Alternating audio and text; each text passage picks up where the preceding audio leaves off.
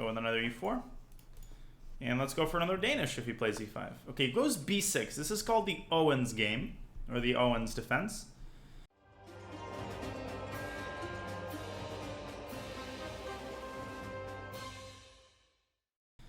And it's not a terrible opening, but it's the kind of opening you only want to play if you know exactly what you're doing, because if you don't, you can lose very, very quickly. So obviously we go d4, as we often do, and you don't reinvent the wheel, you just go knight c3. Okay, he could have gone bishop a6. Whoa, 38, another 5. Thank you, damn girl. Lots of support this morning, I love it. Thank you. Okay, now how should we develop our pieces? And this can be a little bit tricky for players because if you look at this bishop, it's not entirely clear where it can go. I mean, bishop b5 just looks incredibly awkward.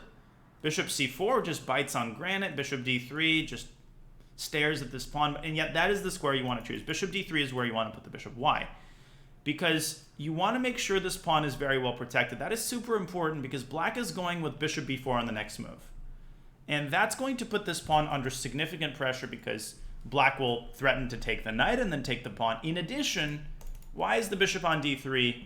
It has a lot of potential energy. And the reason for that is because white can go e5 at a later point and open up the bishop's diagonal. And if black castles short, you can already kind of smell a Greek gift sacrifice in the works. Now I'm jumping the gun here, but you see what I'm saying. Bishop b4 is what we're expecting. He can also, yeah, bishop b4. Okay, now let me remember the theory here. Just give me a second. Yeah, so there's a couple of moves here as far as I remember. I analyzed this pretty recently, actually. But again, there's many ways for white to get an advantage. But there's a line that I found recently, which is not necessarily the best line, but it's really, really interesting. So queen g4 is absolutely a legit move. I'll talk about it after the game. It's not as good as it seems because black has a very strong response. So we don't want to reinvent the wheel. We just want to analyze our pieces, develop our pieces here. So what's the simplest way of developing our pieces? The absolute simplest, no frills. And we need to figure out if we have to do anything about this pin. As I've said many, many times, you don't need to play bishop d2 in such positions because we are not afraid of him taking on c3. That pawn structure deficiency is just not an issue because we'd eliminate this very important bishop. And if anything, it's kind of good to have pawns on c3 and d4. It supports the pawn on d4. So the simplest is to go knight f3. Just develop your knight. That's precisely why we put the bishop on d3. We don't have to worry about this pawn being weak. Now we do have to worry about this pawn being weak. And there's a couple of options. We can push this pawn to e5 immediately. But that allows the sort of nasty response knight to e4. Using this pin, the knight is untouchable. So it's better to defend this pawn one more time. Now, a lot of you might be thinking about bishop to g5 here. Let's pin the knight, and in that way, let's stop the knight from moving. But who can tell me why bishop g5 is inaccurate here? This is a very common mistake, thinking that this pin is a good way of defending a pawn on e4. So he goes h6, and what if bishop h4 there? Then he goes g5, attacking the bishop has to move, and then we drop the pawn on e4. And the weakening of his king side is not reason enough to give up the super important central pawn. Queen e2 is much better. This is all theory. And the theoretical move is to play d5, which is very, very natural. Yeah, knight g2 is an option as well. And I will be very honest and say that I don't remember my analysis, so I'm just going off of instinct. You are welcome to sort of analyze this with an engine, and I'm sure that you can find the best line. White is better here with best play. I can check Negi's book afterward to see what he recommends. Okay, d5. Now we locked the center here. We don't want to take on d5 because he can even take with a queen, and his bishop on b7 is going to come alive. So we certainly don't want to close down the bishop. Okay. Now he goes knight f d7. That is not the best move. The best move here is to go knight e4, and I'll talk about that after the game. Knight e4 would have been far more challenging. Now, what should we do here? What should we play? So, yeah, so castles is fine. That's one of the possibilities. There is a little bit of a nasty move that he can make here, which is c5. But I'll talk about it if he plays it. I have a response cooked up for that. a3 would have possibly been a slightly more precise move. He goes h6, so he doesn't do anything. But knight g5 also was very interesting, but I want to play it a little bit more simply. Okay, so what should the general plan here be? Well, it should be clear that our play should be on the king side. And in the long run, we should be trying to activate our queen and get our queen, for example, to g4. So one possibility is just to drop the knight back and then get our queen to g4. But I also kind of like the idea of forcing him to decide asking him a question. Let's tickle this bishop. And if he takes on c3, that's really good for us because then this bishop is going to be uncontested. And if he drops his bishop back, we don't have to deal with the headache of his bishop being on b4. I don't know if that makes sense. Yeah, f4, f5 is a great idea. Okay, so he takes. I love seeing that. And he goes c5. Now, what's the threat? What is he threatening here? And in the Owen defense, you have to be super careful about this. He is threatening to go c4 and trap our bishop. It's not that easy to stop, but there is a way. Now, what is a way to stop it? What can we do? What type of move can we make here? So if we play c4 ourselves, then we allow him to take and open his bishop. I don't want to do that.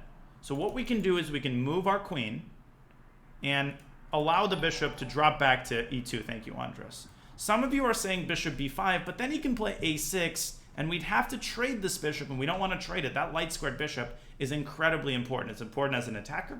So let's go queen e3. Why queen e3? Because we're simultaneously supporting the d4 pawn. So if he plays knight c6, then we don't have to worry about it as much. Now, obviously, there's a little bit of awkwardness here with our development. This bishop is sort of blocked, but that's all temporary. Remember what I said about piece placement the other day? Piece placement is usually temporary. If you're worried about one of your pieces blocking another, that is a problem that you are generally capable of solving. So we have a plan in this position. Think about where this queen would belong. I previously said, thank you so much, Andres, I appreciate it. Where would this queen want to be? Well, it would want to be somewhere on the g file because it would then be attacking g7. That should be pretty self-evident. So what is our next move very likely to be if he doesn't play c4? What is our next move very likely to be? Our next two moves. Okay, queen f4 and queen g3. Exactly. Or we could drop our knight back, but our knight is kind of good on f3. It's defending d4. So queen f4 is a great maneuver here. Queen f. Okay, he plays a very good move, bishop a6. He is trading the bishop, so that's not something we can do anything about. Let's go queen f4 anyway. And then we want to drop our queen to either g4 or g3 in order to attack the pawn on g7. This guy is legit. He's playing this quite well, I have to say. Does it matter which of these two moves we make? Not as much. I like queen g4 because it just seems to be a bit of a more aggressive posture. And the queen on g4 would maintain its defense over the d4 pawn. So if he plays knight c6, this knight would be free to move if we would want to prepare f4, f5 at some point. Now again, do we care about these pawns being doubled? No. In fact, we like that because if he ever takes on d4 and we take back, what would we gain from the fact that this pawn has repositioned to d3? Why could that be a good thing for white?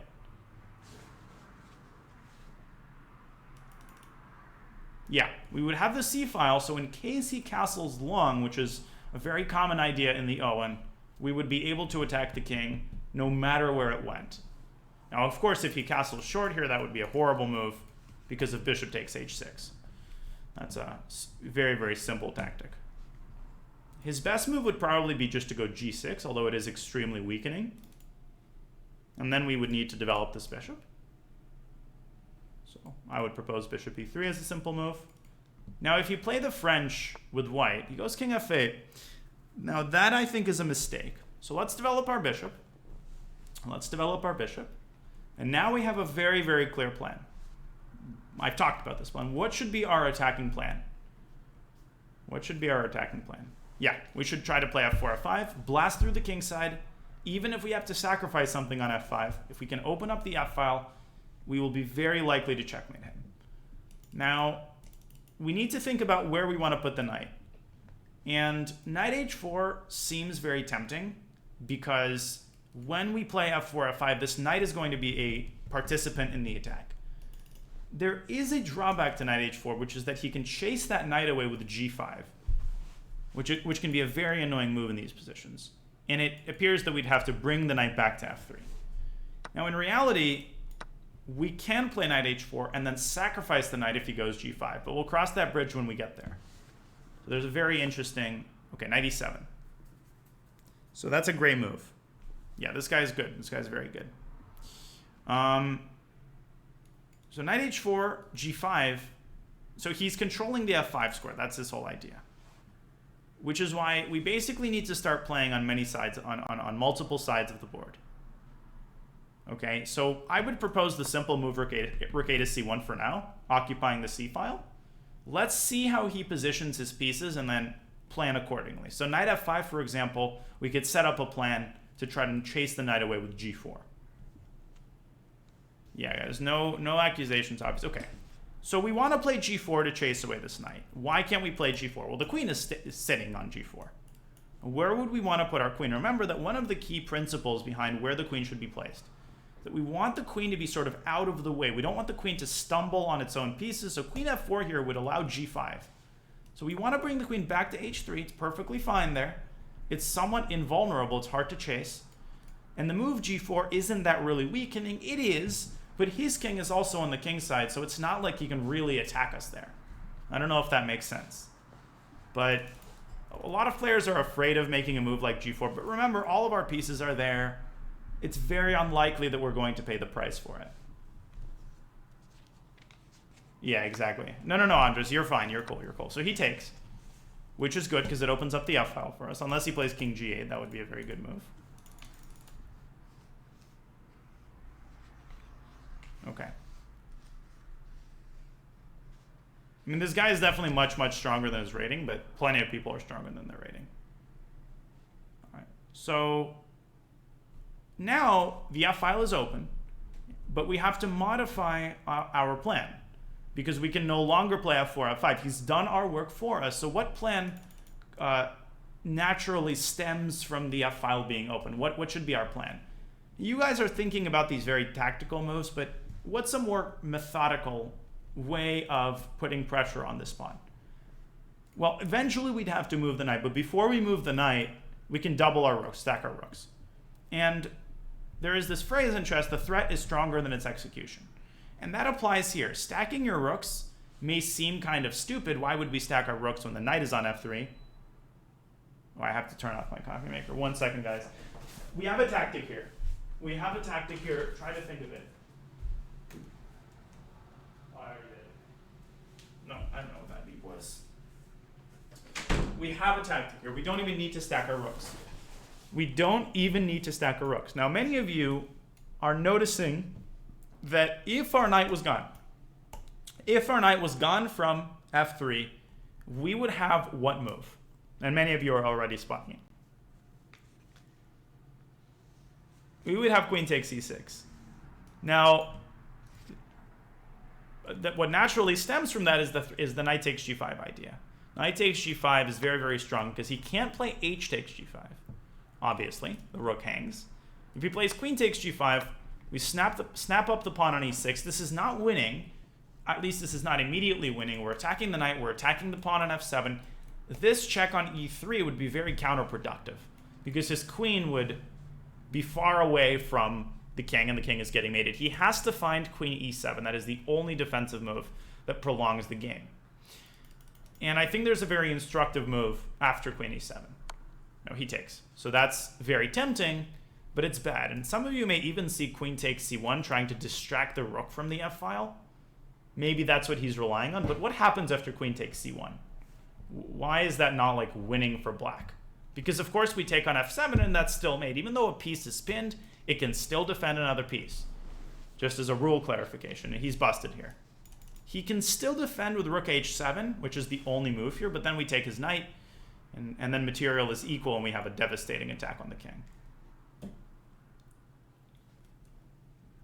So there's a lot to unpack in this game for sure. Okay. So yeah, I'll talk about queen e7 after the game. I'll talk about queen e7 after the game. I'm going to try in the meantime to find an instructive example of the concept that I'm going to reveal. Yeah, a pin piece cannot itself move, but it can defend another piece. I have a very funny story about that. And I've shared this story before.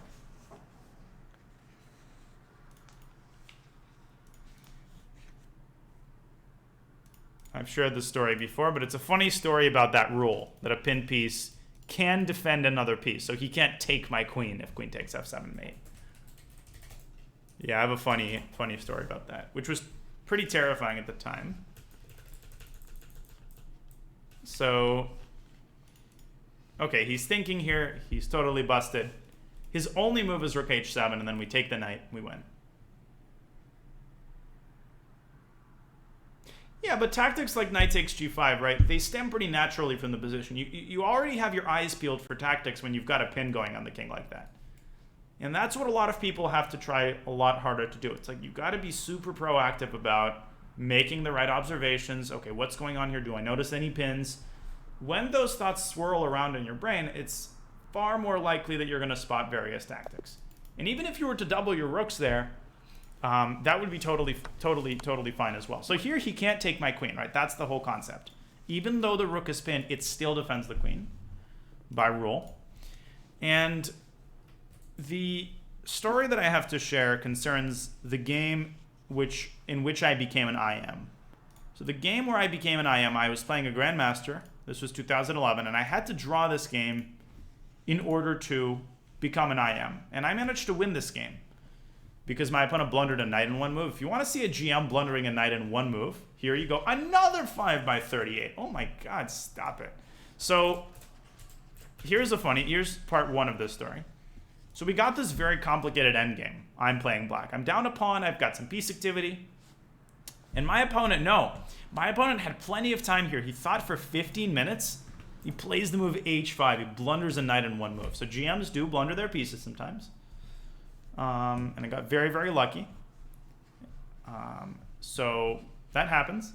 And eventually, and of course the win is very easy here, I converted the advantage. And in this final position, I played rook e2 check. And this is the winning move because after king c1, rook e1, he moves his king and I promote with checkmate. So he takes his king and he takes my rook, which is kind of hilarious. I mean, it doesn't allow me to make the move because it's an illegal move. And he presses the clock and I'm like, oh my God, did I just blunder? Did I forget the rules? Because my knight is obviously pinned. Then he laughed and he shook my hand and he resigned. And the funny thing is I would still be winning even if he took my rook. I could simply promote my queen. It was still funny though, and I was terrified for like 5 seconds. Anyways, so now to the game. So d4, bishop b7, knight c3, Nagy recommends. e6, he gives knight. So he gives knight f3. Yeah, he basically gives this via transposition. And now he gives queen e2. Yep, queen e2, d5. Oh, very interesting. Wow. So he gives a very interesting move in this position. He gives the move castles, which looks like a huge blunder. Well, why does this look like a blunder? This looks like a big blunder because it appears that it loses a piece to bishop takes c3. And if b takes c3, then d takes c4 wins a piece. And of course, this pawn is defended twice and attacked twice, so it cannot be taken. But the key is an intermediate move in this position. Now you play e5, counterattacking the knight. And the point is that if black just moves the bishop out of c3, after e takes f6, it appears that black simply wins the pawn. But if you're familiar with these types of positions, you will be familiar with this trick. Bishop g5 traps the queen, which is kind of funny.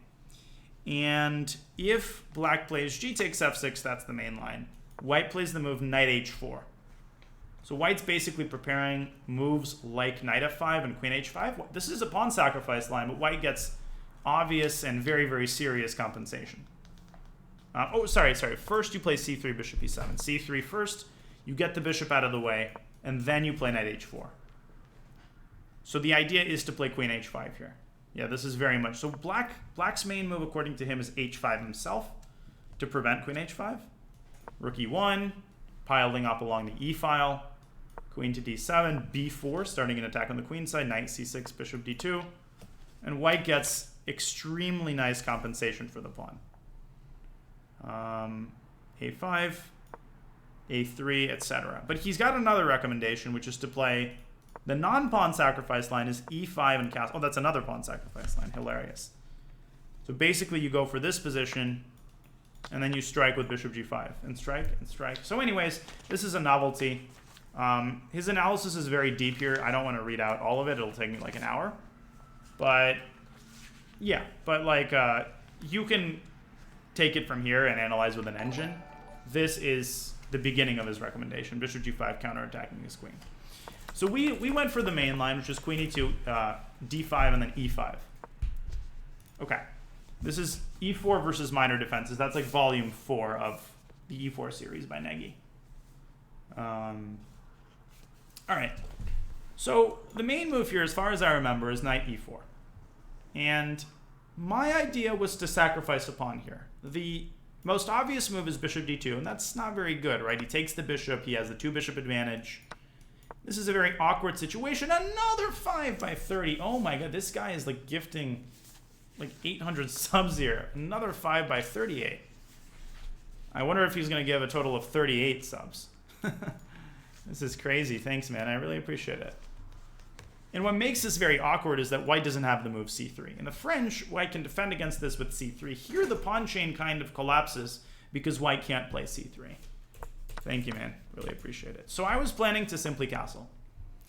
And after knight c3, bc, bishop takes c3.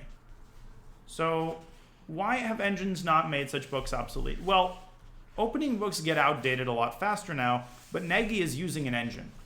And I discussed earlier the concept of seconds, right? Analyzing openings is not simply a matter of, you know, leaving an engine on a position for 10 minutes. If that was the case, then anybody could write an opening book. Sometimes engines can still be wrong. Sometimes you have to choose between 5 engine recommendations that are approximately equivalent. And you have to choose the line that's the best practically, and that's where these very strong players come in. Okay, so in this position, we can go rook b1, and in return for the pawn, we have beautifully placed pieces. Black's king is in huge trouble, because if black castles, then of course white's got the Greek gift sacrifice, sort of a classic Greek gift. And if black doesn't castle, then as many of you recommended, we have knight g5 and queen h5. This just seems very good for us. We can also go bishop a3 in some of these positions too. Keep the king confined to the center. So to me, this seems like a very good practical weapon. I don't know if that makes sense. There's a ton of compensation for the pawn. I'm pretty sure that if black analyzes this with an engine, perhaps black is fine there, but practically speaking, I like this idea. So he went knight fd7, we castle.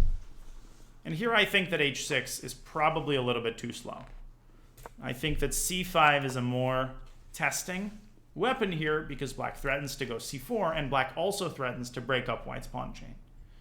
And a3, for example, would lead to disaster after bishop takes e3 and c4. I'm pretty sure I've even fallen into that a couple times. So what would we have done here? Well, one option is to go for broke with knight g5. That would be interesting. And the idea here is that after c4, we could even try to sacrifice on e6, or you could play queen f3, threatening checkmate and paving a little pathway for the bishop back to e2. So that's something we could have gone for. After h6, we play a3, and of course this is no longer that scary. First of all, we've got the pawn chain. Second of all, we can move our queen out of the way and prevent or take the sting out of c4. Okay, so bishop a6, queen f4, transferring the queen to the g file. To the g file. Queen g4, king f8, bishop e3, get the bishop out first. And here black plays a very nice move, knight e7. So let's imagine the black didn't play knight e7. Let's imagine the black played a neutral moves such as rook c8. So we would have gone knight h4. As I explained, f4, f5 is the idea. Yeah, this seems like a win hour. This is a very French-like structure. So these two openings are very related. And let's say that black plays the move g5 here. In this position, I had cooked up a sacrifice, a very interesting sacrifice. Who can spot this very interesting move? And this has to do with what I call the Sam Shankland calls it that, the Sam Shankland question. So when you have an idea, the first thing you have to ask yourself is, and your opponent tries to prevent that idea, what happens if I do it anyway? What happens if I play the move I wanted to play, even though there's some sort of threat? Because sometimes the idea is so strong that you can literally ignore the threat and the idea still works. So I think the move f4, at least from a practical standpoint, is incredibly strong. Simply f4 and then f5. And because the f file gets open, just intuitively you should notice how dangerous this is for black. Just do it anyway. E takes f5, rook takes f5, then we double rooks. 38 with another 5. Oh my god. This is crazy, folks. This guy is just not stopping. And this is crushing. I mean, look at all these pieces involved in the attack. Knights are pretty bad defenders of specific weaknesses. You know, like a bishop can multitask, a bishop can defend a weakness and control other squares. Knights are not good at multitasking. They can really only do one thing at a time. That's why when you've got a weakness on f7 like this, knights are just, they're stumbling around each other, and this is just very bad. Why not take with the queen? Because paradoxically, taking with the queen, I think, is worse. Because when the queen, and I've talked about this before, when the queen is in front of the other pieces, that's like sending out Napoleon Bonaparte or like your war general to fight on the front lines. You want the queen directing the effort from an unobtrusive place such as h5 so that the rooks can have their moment in the sun on the f-file. And the ultimate problem is going to come down to the fact that you're not going to be able to take f7 because that's going to lead to a queen trade. If you've had your rooks doubled instead, then obviously you can take on f7. I hope that makes sense, by the way. I don't know if that concept makes sense, but you can let me know. Okay. So e6 after queen. Yeah, no, this is still winning. No, you're right. This is still winning. e6 is very strong. This is totally still winning, but I'm talking about this more conceptually. Okay. Great. So it makes sense. So f4 would have been a very interesting try, but he plays a nice move, knight e7. So he realizes that f5 is a key square to control. And the same idea would not be effective here because now he's controlling f5 with two pieces. f5 would involve sacrificing another exchange, and that's just a little bit too much. It would still be kind of interesting. I mean, this is not over. We have an f-file attack, but I just feel like white doesn't have quite enough material to warrant this. Okay, so we went rook ac1. And this is a move which some people struggle with, right? What this involves is taking a step back and seeing the bigger picture. When you are playing on one side of the board, you don't want to have this tunnel vision and make this into like an end-all be-all. You can still make healthy, improving moves on other sides of the board. And that's a way of sort of diversifying your investment portfolio. If you're attacking on the king side, you want to prepare for the eventuality that things fail, that you don't succeed in getting the attack started. And if that happens, then getting a rook to an open file is going to be a great idea. If black ever starts playing on the queen side, we're going to be a little bit more well prepared for that. So I hope that also kind of makes sense. So we wait for him to go knight f5, and only now do we drop our queen back and prepare to chase this knight away. Now I think knight e3 was a big mistake. I think that he had been playing well thus far. Black is definitely worse here. I think one thing he could have done is brought the king to g8, and only after g4 taking on e3 is already a much better scenario for black. Still, black is worse. We have the c file under control. We've got the f file now, but black can defend here. If black is careful, I think that he shouldn't get checkmated here. I think he's kind of fine. Okay. So knight e3 helps white, and now g5 is just way too weakening. He should have still gone king g8. Black is still doing okay here. One idea here is to go rook c6 and prepare a sacrifice on e6. But g5 is literally asking for it. So the process of pattern recognition, I think, starts with realizing that you're pinning his f-pawn. So you should already be primed to look at ideas that involve a move like queen takes e6, right? And even if you're 1100 or whatever your rating is, this is not rocket science. This is just something that you should see if you've ever seen this pattern before. And so if you're trying to get your queen to e6, you have to move the knight. Well, if you move the knight to d2, then that's like telegraphing a pass in basketball. You're basically telling your opponent, all right, I'm threatening queen takes e6, so you're giving him an opportunity to defend. So that's where sacrifices come in. Sacrifices are like a way of distracting your opponent, forcing him to deal with the immediate threat. So he has to take the knight, and that in turn allows us to execute our idea. But again, even if you had decided to stack your rooks up, white is still very much dominating because the queen could slide in up to h5 and pressure the pawn as well. So black is in huge trouble. So knight g5 takes. Now queen e3 loses the game. He had to go back to e7. Now what do you guys think white should do here? And when I said that this is instructive, it's not instructive because there's some beautiful move here, actually to the contrary. So I think very often when people are attacking, and this is also a form of tunnel vision, they assume that every move has to be a sacrifice, that every move has to somehow advance the cause of attacking. And so rook f7 would be a move that comes to mind to that end. And it's a pretty good move, queen f7, rook f1. But after something like rook h7, defending the queen, if you take the queen, you know what? Black's got a lot of stuff for the queen. Black's got 2 rooks and a knight. White's got a gazillion pawns, and I think white is still winning. But it's not as clear-cut as I would like it. And queen takes d7 here may seem like an improvement because you take the knight first and the queen is still pinned, but it's actually a huge blunder. Who can tell me why? Yeah, queen f1 is a very typical tactical idea, eliminating the rook that's giving the pin, and now rook takes d7 wins the queen. So don't do that. But it's much simpler to play queen takes d5 here. So as my coach would always say, prepare slowly, attack fast. But sometimes you can attack slowly too. Yes, you're down a piece, but you've got a million pawns. Who's to say you can't take a moment to take a very important pawn and sort of reorganize your attacking forces? So for example, if he moves his rook, a very big temptation here would be to go e6. Gotta mate him immediately, but then that allows knight f6. A much more methodical move would be to slide the rook into c7 and maybe even take the pawn on a7. So when you're attacking, you have to realize that checkmate is not the only outcome of a successful attack. Very often, players struggle with the idea, I think, of transforming an attack into a material advantage. So against really good defenders, that's one of the things that you have to learn to do, is to realize that when you're attacking, sometimes you have to transform the attack even into a slightly better endgame. That might be the only way to quote-unquote succeed in the attack. So in any case, that's something to keep your eyes on and remember. I'm trying to find an example of that, but I'm kind of struggling. Let me see. Okay, so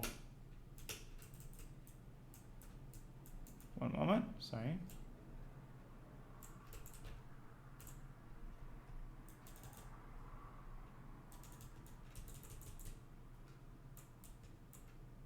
Okay. So I have an example of this. This is not the best example, but it's also really cool from a tactical standpoint. So I'm going to show you guys this example anyway. Yes, happy Mother's Day to you as well. Okay. Ask me if I care. All right. 1 second, I gotta... there.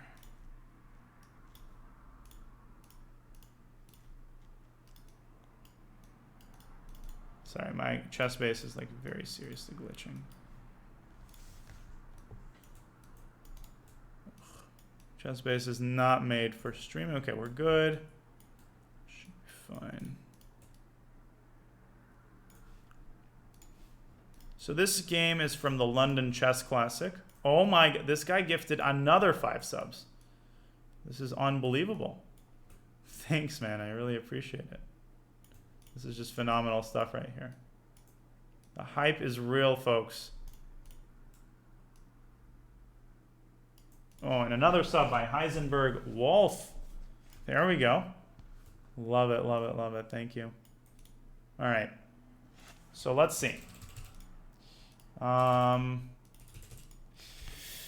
So yeah, I've gained 2 points in 5 years, but it's hard. Chess improvement is hard at this level, so no shame. Thank you, Ruzdan. There we go. There's a hype train. Okay. So this is a game that I played in the London Classic 2014. I had the flu this tournament, so I was just barely able to function at the board, but this last game I played was still really nice.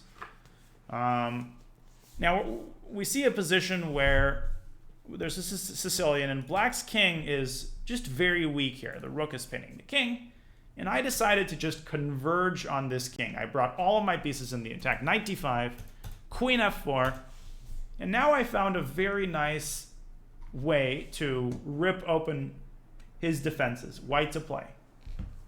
And this, after I played this move, I thought the game would end in like 3 moves. I honestly thought this ended the game.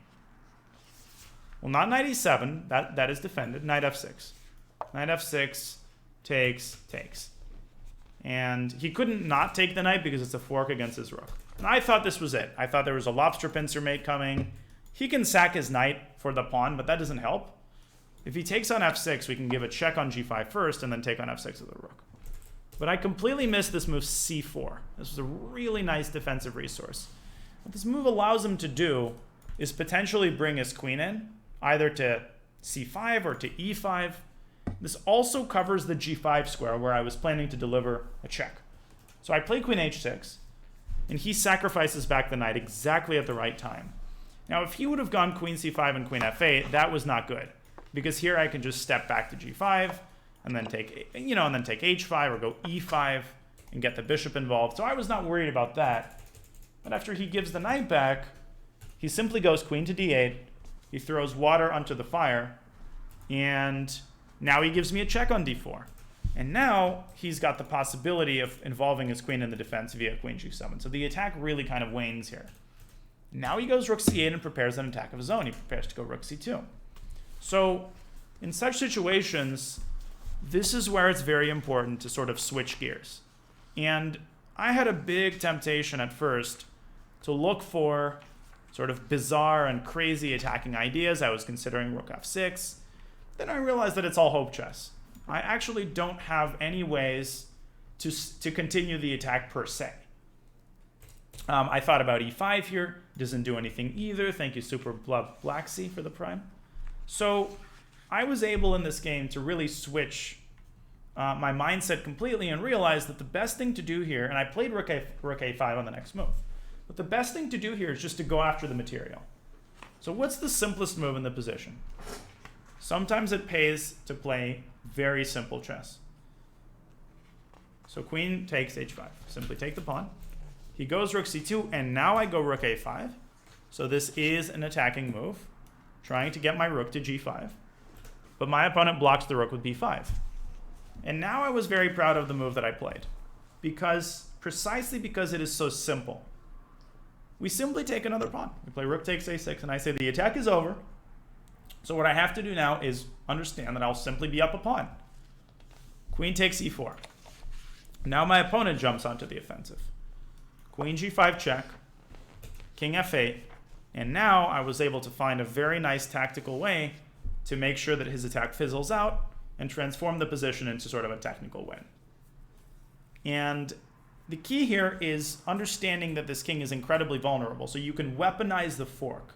You can use the fork as a defensive tool and come up with a really cool defensive idea. So a lot of you are spotting queen c5. That's the right idea.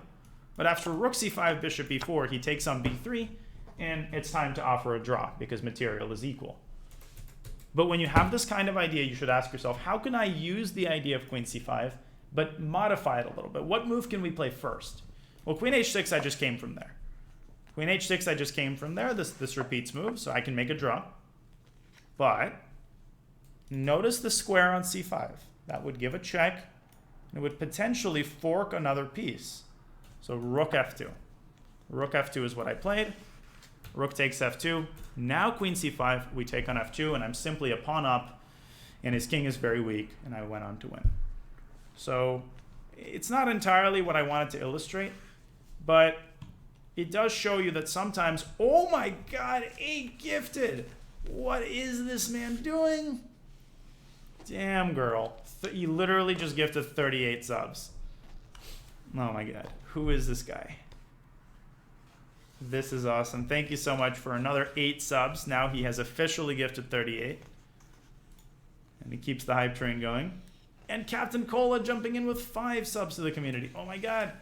This is crazy. This is Sunday morning craziness. The bribes going all around. All right. Thank you, Captain Cola, for the 5. What's up, Fugazi? All right. We were trying to fund your year off to focus on chess, indeed. Well, I don't mind that one bit. All right. So back to the game. I think this is a similar kind of idea, right? You're not doing anything crazy. You're just taking the pawn and attacking kind of slowly, even though, quote unquote, you're down a piece. Okay. Any questions about the game? Because once he played Queen E3, King H1, the game is over. He resigned here.